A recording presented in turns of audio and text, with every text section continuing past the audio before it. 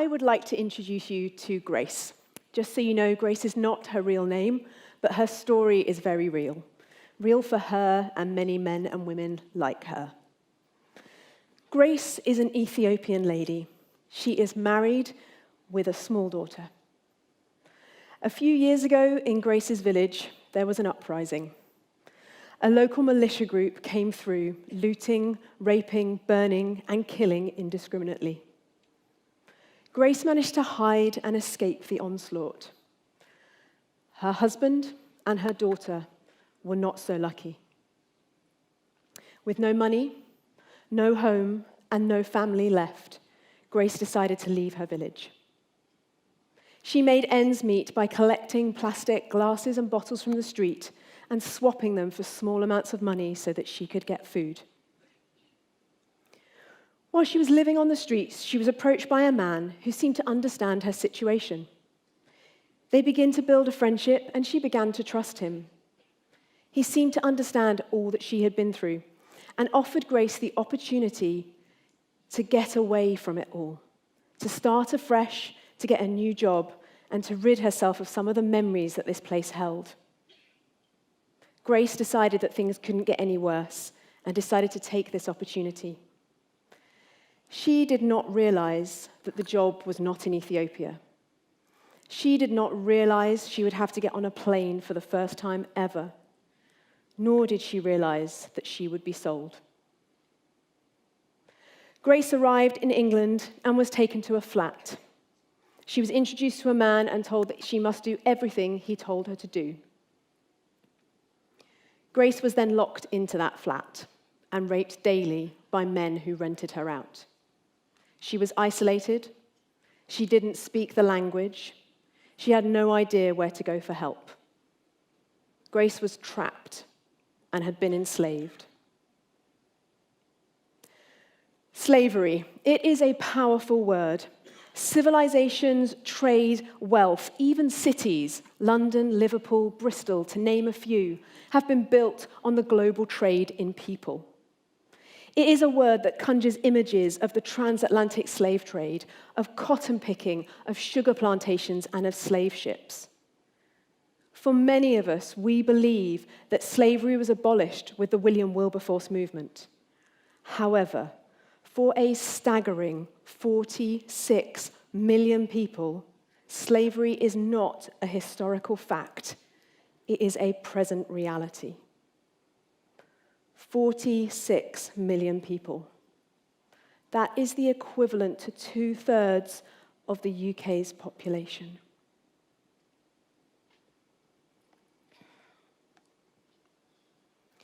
Once we begin to see slavery, it is staggering how our lives connect with it. You may have seen it in the news recently. 1 in 10 senior Brazilian politician funded by companies linked to slavery. Yazidi women sold by ISIS as sex slaves. There's then the Libyan slave markets selling people for as little as $400 each. Then there are the people with limited choices, forced to work to meet our demands for cheap goods.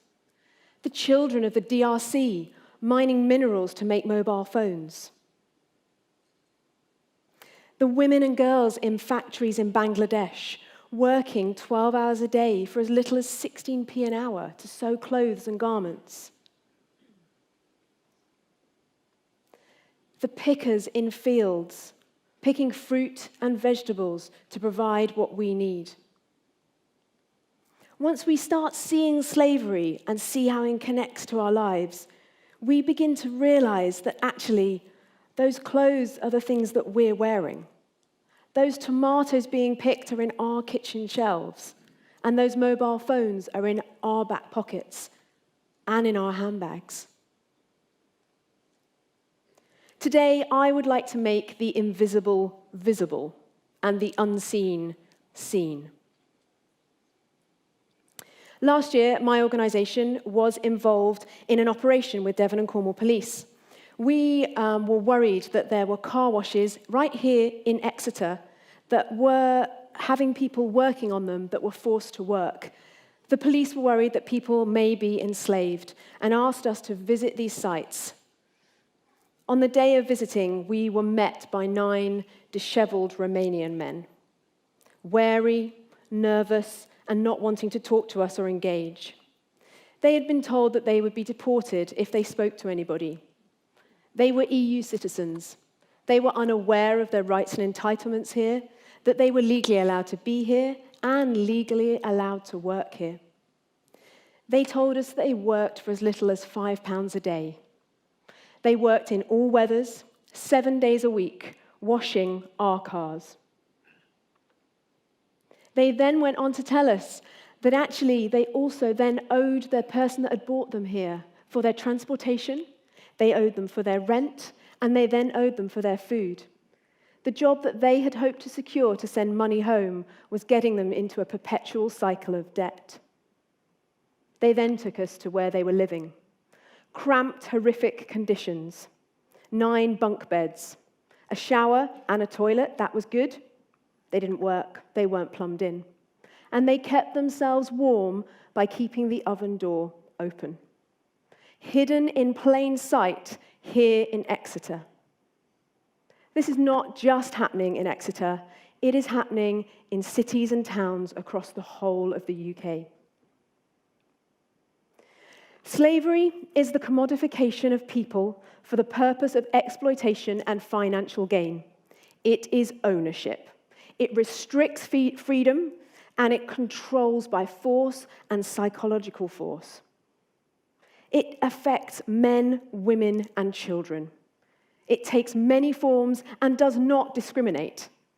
Anybody can be bought or sold. Poverty, limited access to education, limited choices, unstable political and social climates, economic imbalances, and war. People like Grace. People like the guys that I met on the car wash forecourt, lured by the false promises of a better life. Modern-day slavery is far from the transatlantic slave trade. The shackles and the chains are no longer there, but the bonds have become powerful and invisible. Psychological bonds. Slavery thrives on threat, coercion, and deception. It preys upon vulnerability and it abuses power dynamics. Slavery is worth $150 billion. That is more than the profits of Apple, Google, Microsoft, and Starbucks, and larger than lots of the world's economies. It is the fastest growing international crime, second only to the arms trade.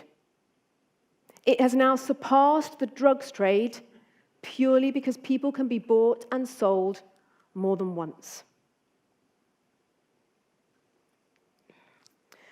To definitively define the number of slaves in the UK is really, really tricky. Last year, statistics told us that there were 5,000 potential victims here in the UK. Experts believe that this number is likely to be far higher. 5,000 men, women, and children exploited in all forms of different sectors. They came from 100 different countries. The top 3 countries: Albania, Vietnam, and right here in the UK.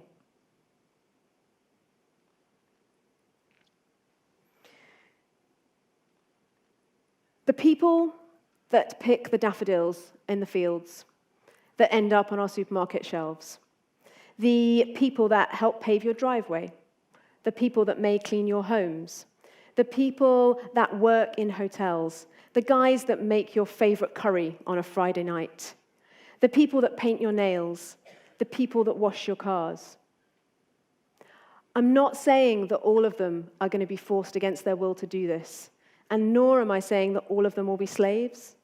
But what I am saying is that slavery has been identified in each of those sectors right here in the UK.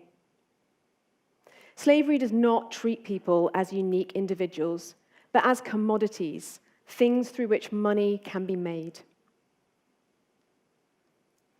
You may be sitting there today and thinking, what can I do?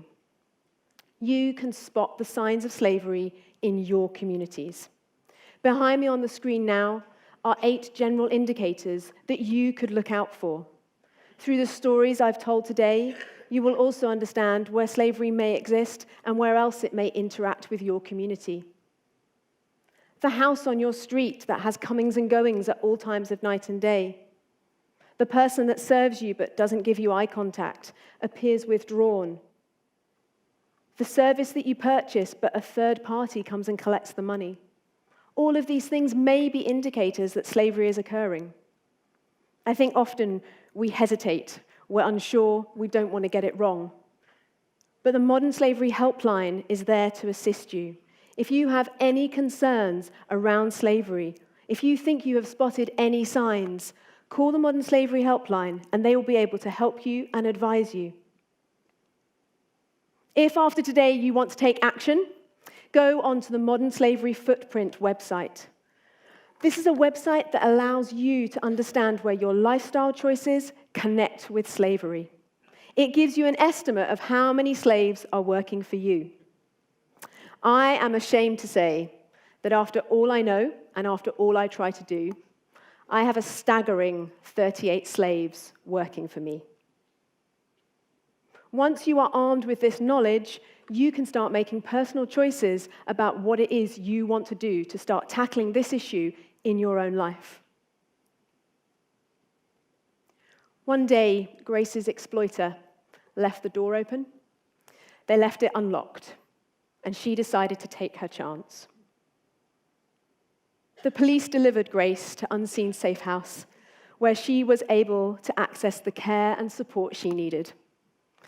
She accessed the doctor, sexual health support, counseling, and legal advice. Grace is now living independently in the community. She is an amazing woman.